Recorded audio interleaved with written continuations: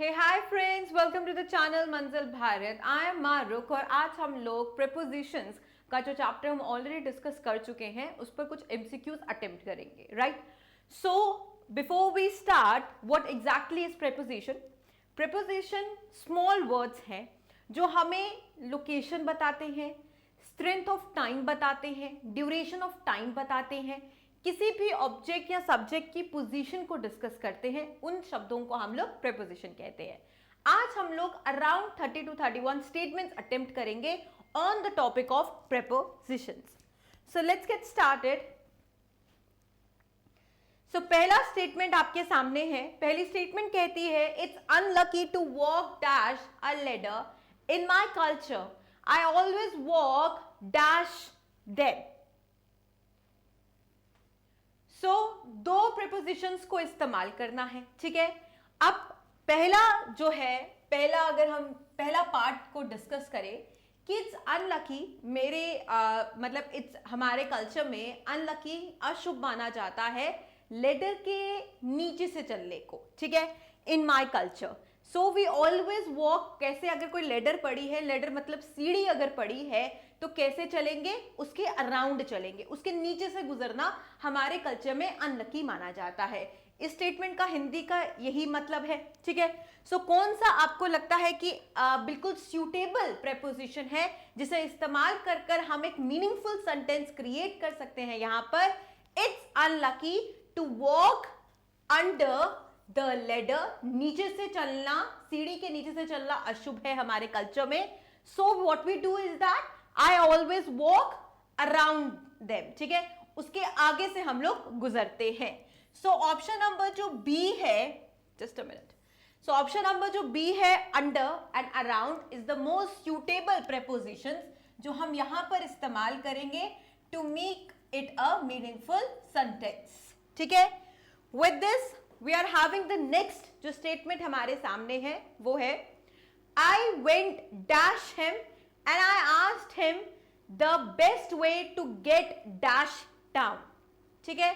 आप ट्राई करिए, you can just take a 1 to 2 seconds to try it on your own so that before that I can give you mine.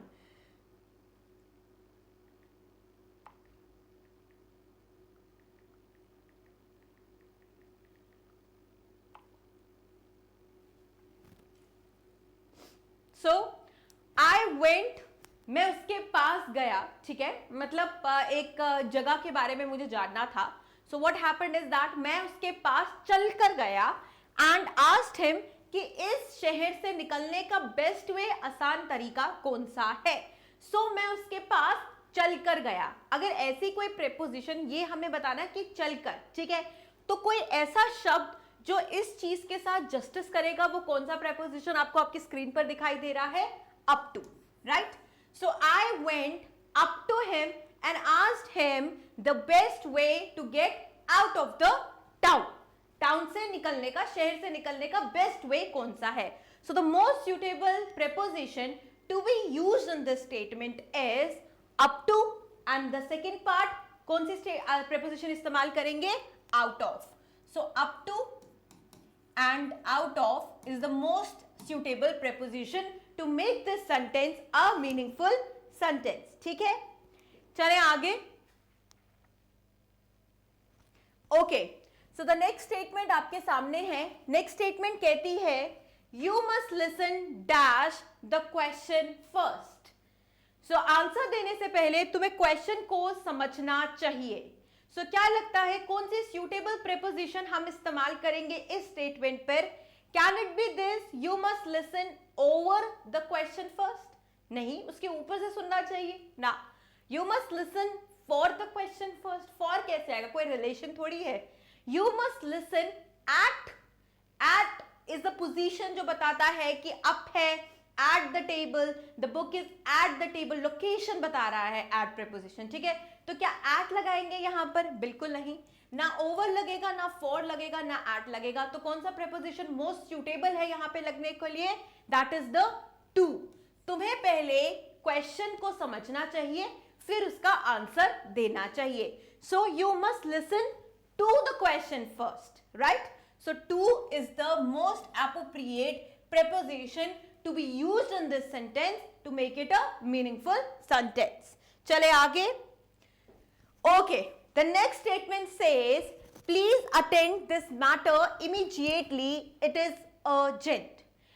Attend करिए इस matter को immediately, मतलब attend मतलब address करो ये जो मैटर हम डिस्कस कर रहे हैं इस मैटर को immediately, बिकॉज ये बहुत अर्जेंट मैटर है.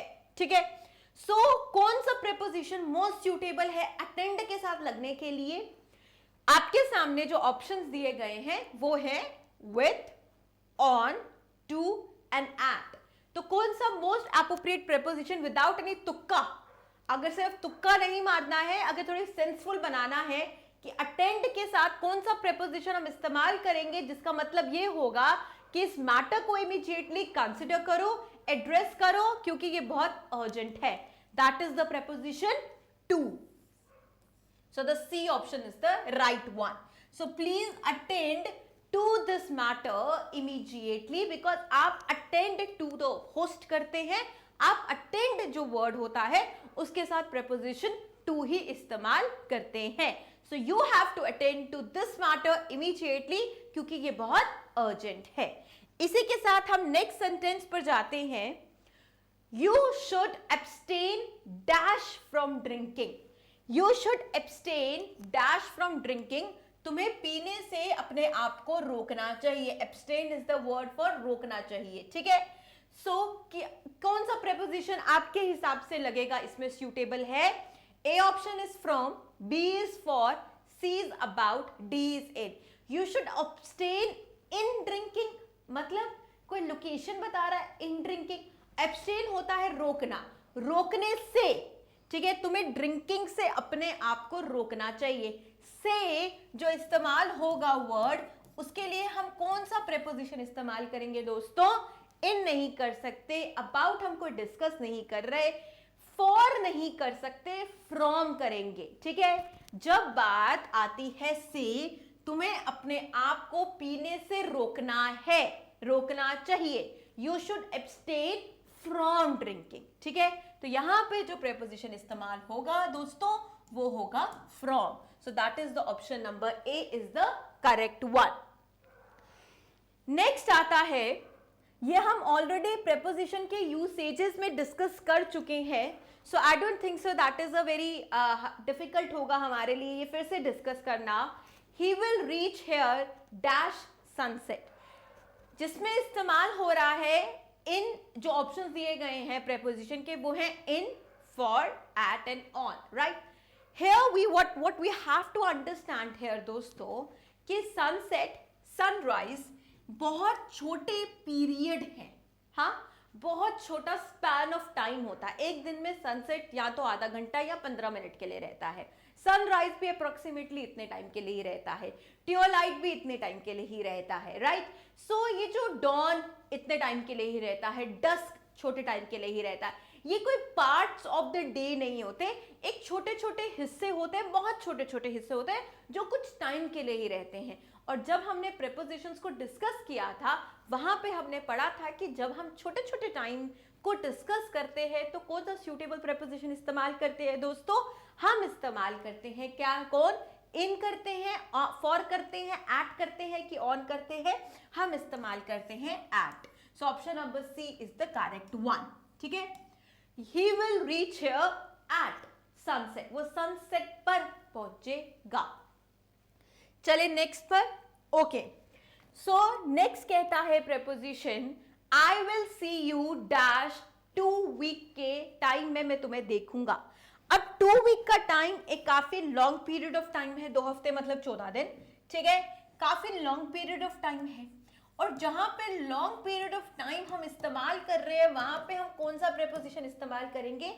आप देखिए, मैं तुम्हें 14 दिनों में देखूंगा. आई सी यू इन, मतलब 14 दिनों से पहले भी हो सकता है, पर approximately it will be 14 days जब मैं तुम्हें देखूंगा. तो कौन सा सूटेबल प्रेपोजिशन है आपके अकॉर्डिंगली? एट लगेगा. आई see you eight 2 weeks time नहीं. ऑन लग सकता है. ऑन कैसे लगेगा? लोकेशन थोड़ी बता रहा है. ठीक है. एक ड्यूरिंग द टाइम बता रहा है ना, एक स्पेसिफिक पीरियड ऑफ टाइम को इलाबोरेट कर रहा है. उसमें हम लोग कौन सा प्रेपोजिशन या कोई भी प्रेपोजिशन नहीं लगेगा. So the most suitable preposition जो इस स्टेटमेंट पे दोस्तों लगेगा वो है हमारा option number B, that is in. I see you in 2 weeks के टाइम में. चले आगे. ओके, यहां पे आता है it can only be seen from directly dash. So जो चीज तुम देख रहे हो, फॉर एग्जाम्पल इसको ऐसे समझने की कोशिश करो कि कोई इंसिडेंट हुआ है, कोई एक्सीडेंट हुआ है नीचे, ठीक है, और तुम्हारा जो घर है या फ्लैट है वो है ऊपर. तो ये बोल रहा है तुम इस चीज को डायरेक्टली ऊपर से देख सकते हो. जब बात आ रही है कि it can be only seen from directly, कहां से तुम एग्जैक्ट क्लियर पिक्चर वो पर्टिकुलर इंसिडेंट या एक्सीडेंट जो भी ये बात कर रहा है सर्कमस्टांस की, वो कहां से देख सकते हो? ऊपर से देख सकते हो. तो जब ऊपर वाली कोई लोकेशन होगी तो सिंपल सी बात है कौन सा प्रेपोजिशन इस्तेमाल होगा. अगर कोई सिचुएशन नीचे वाली हो, कोई पोजीशन नीचे वाली हो तो कौन सा प्रेपोजिशन हमने इस्तेमाल किया? अंडर किया.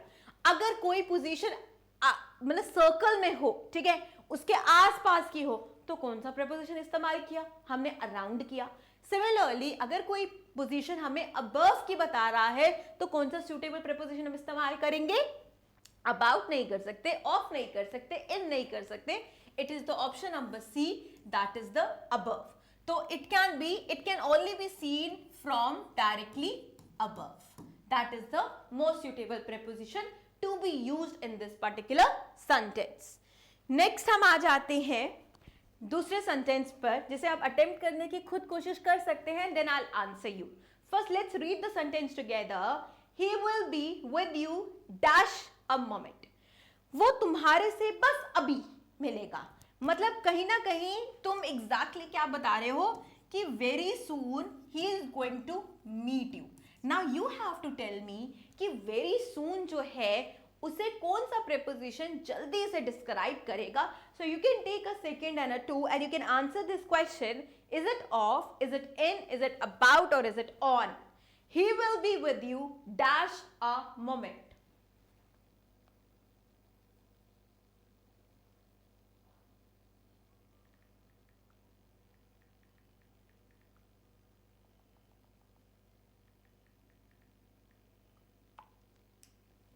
So he will be with you in a moment. So in जो है कि very soon, बिल्कुल अभी वो तुमसे अभी मिलेगा, ठीक है. So he'll be meeting you in a moment, right? He'll be meeting you. जब हम in a moment बोलते हैं हमारा मतलब ये होता है कि very soon he is going to meet you. So यहाँ पे suitable, most suitable जो preposition है वो कौन सा है मेरे दोस्तों? in है. चलो आगे. I like this tree dash the river. अब हमें बताया है इसने कि एक पेड़ के बारे में बताया है और एक नदी के बारे में डिस्कस किया है, ठीक है. तो यहां पर पेड़ की लोकेशन को वो बता रहा है. अब खुद सोचो, पेड़ पानी के अंदर होगा? नहीं ना. आई मीन एट भी नहीं हो सकता. एट हो सकता है क्या? नहीं हो सकता. अच्छा, पेड़ पानी के साथ कैसे हो सकता है? मतलब पानी और पेड़ उसके मतलब ऑब्वियसली उसके कहीं ना कहीं उसके साइड्स पर ही होगा ना, ठीक है. उसके कहीं ना कहीं अलोंग होगा या साइड पर होगा, ठीक है. तो विद द रिवर हो सकता है क्या इसमें? बिल्कुल नहीं. सेंस ही नहीं बन रही ना, कोई मीनिंगफुल सेंस नहीं बन रही. From I like this tree from the river, मतलब रिवर से निकल रहा है कोई ट्री, ऐसा भी नहीं हो सकता ना, कोई सेंस नहीं बन रही. तो कौन सा सूटेबल प्रीपोजिशन है दोस्तों जो हम इसमें इस्तेमाल कर सकते हैं? वो है I like this tree by the river. By का मतलब जो पेड़ इस पानी के साथ खड़ा है, मुझे वो पेड़ बहुत पसंद आया, उसकी छांव बहुत पसंद आई.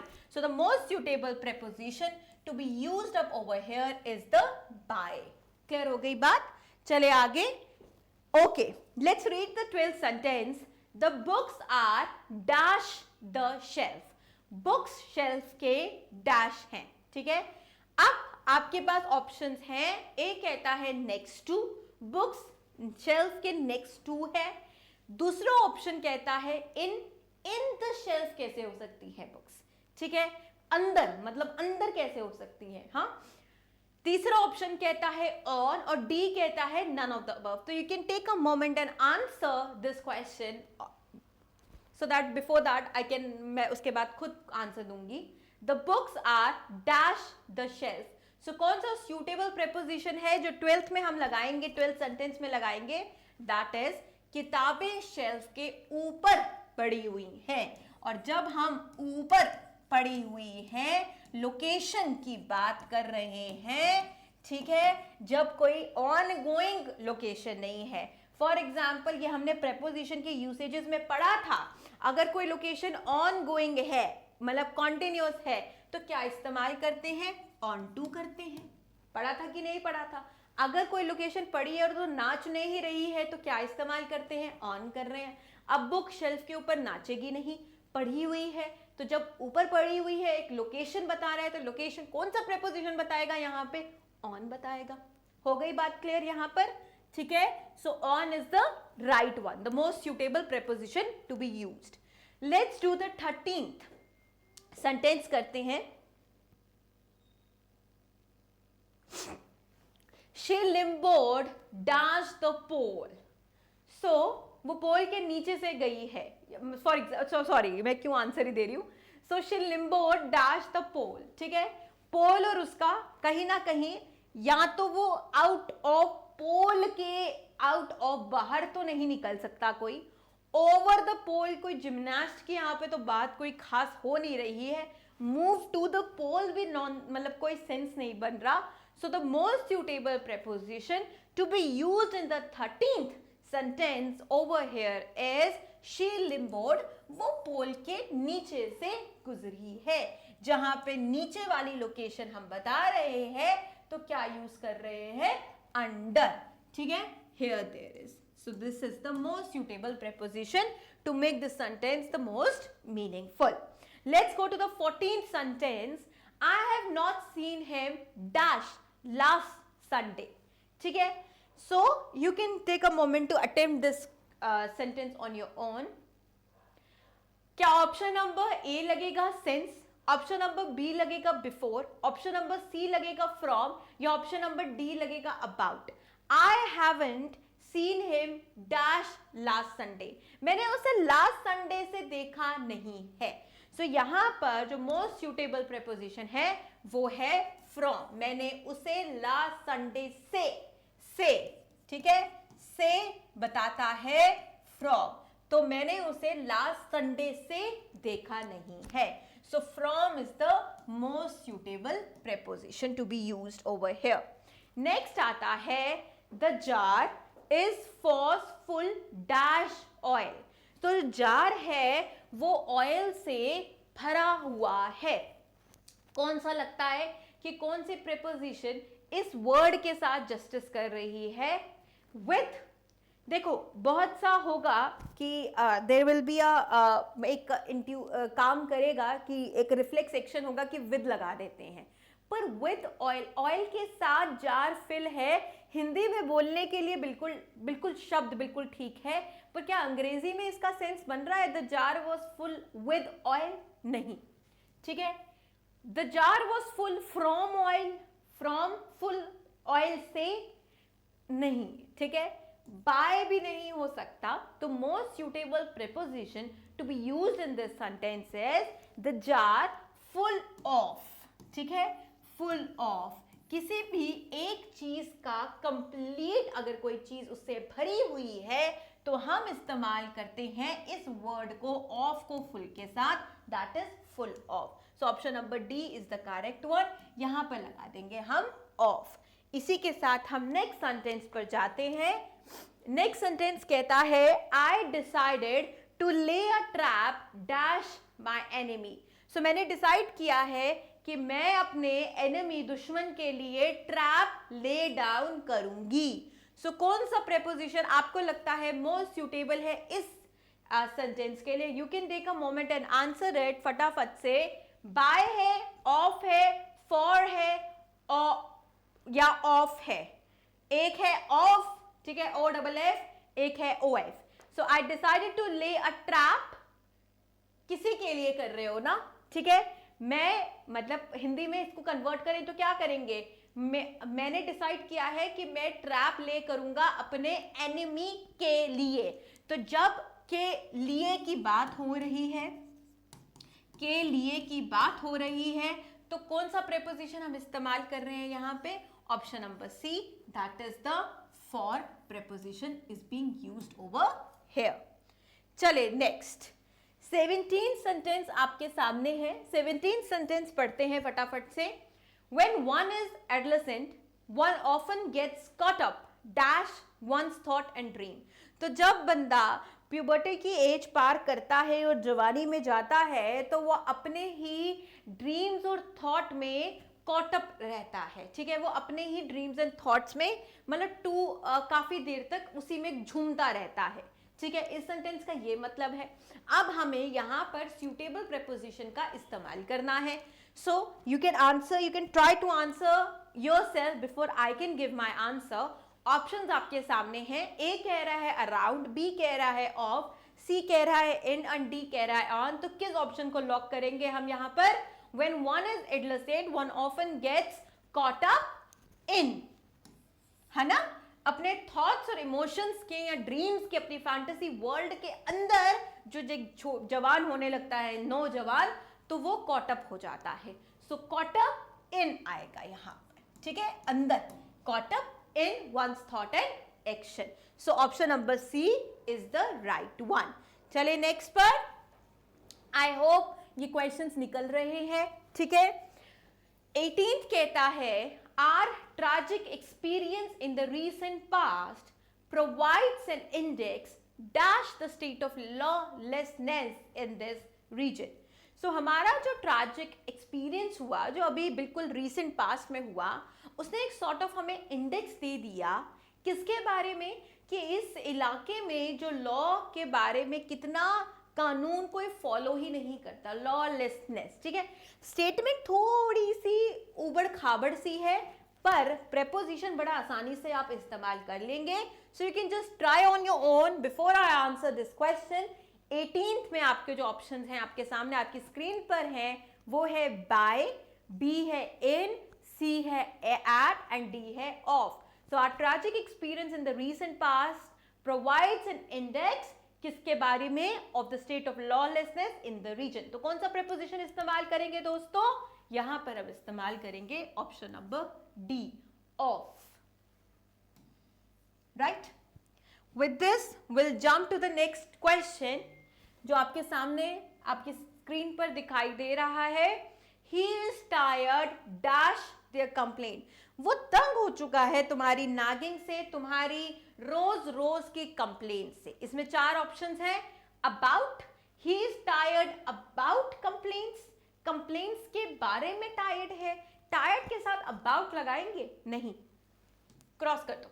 ही इज टायर्ड ऑन, उसके ऊपर टायर्ड हो गया, थक गया? नहीं, लॉजिक नहीं बन रहा, मीनिंगफुल भी बनाना है। ही इज टायर्ड इन, कंप्लेंट्स के अंदर टायर्ड हो गया, थक गया? नहीं।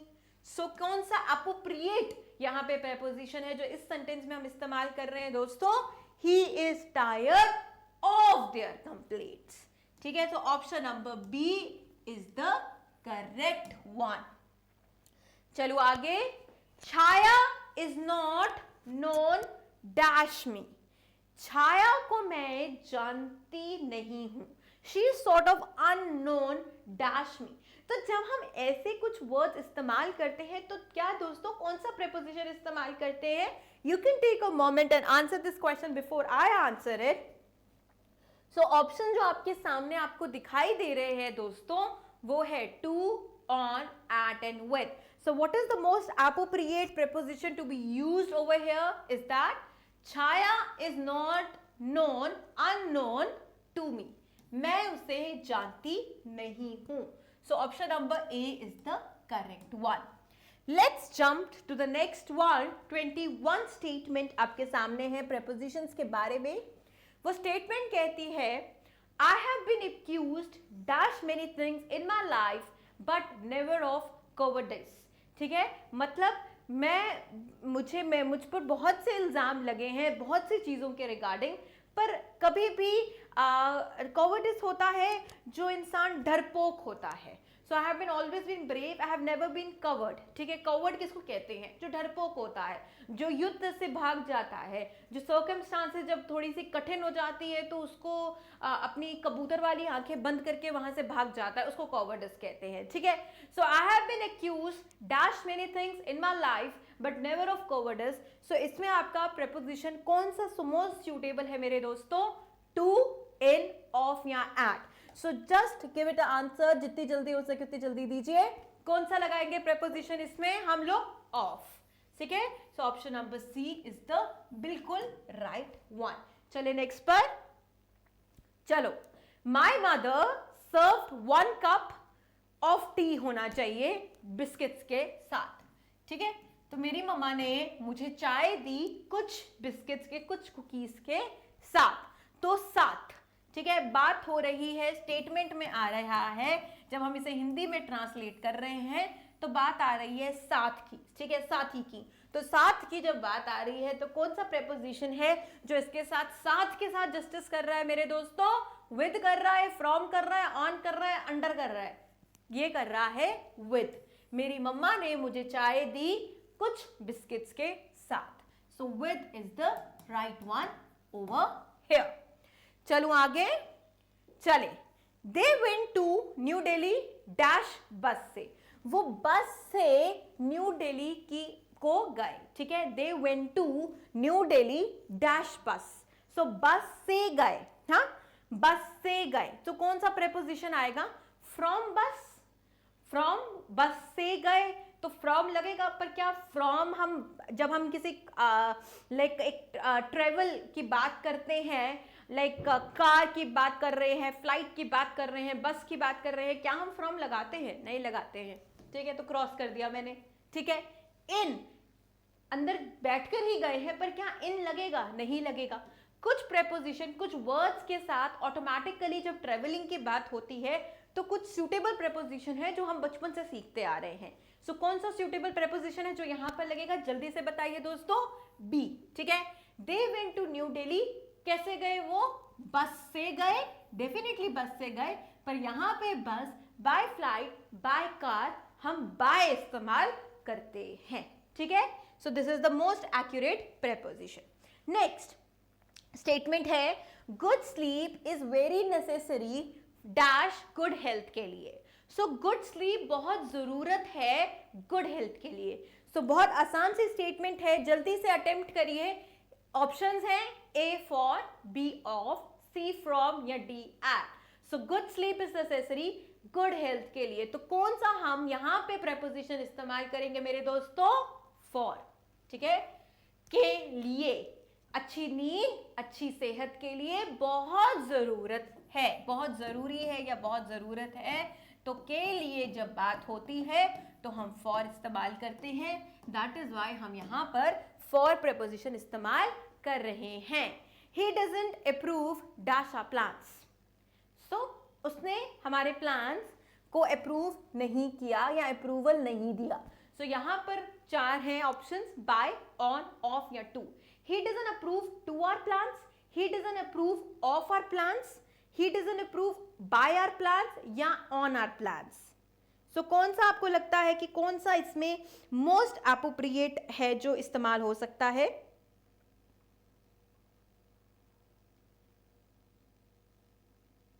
So you can take a moment and answer this question.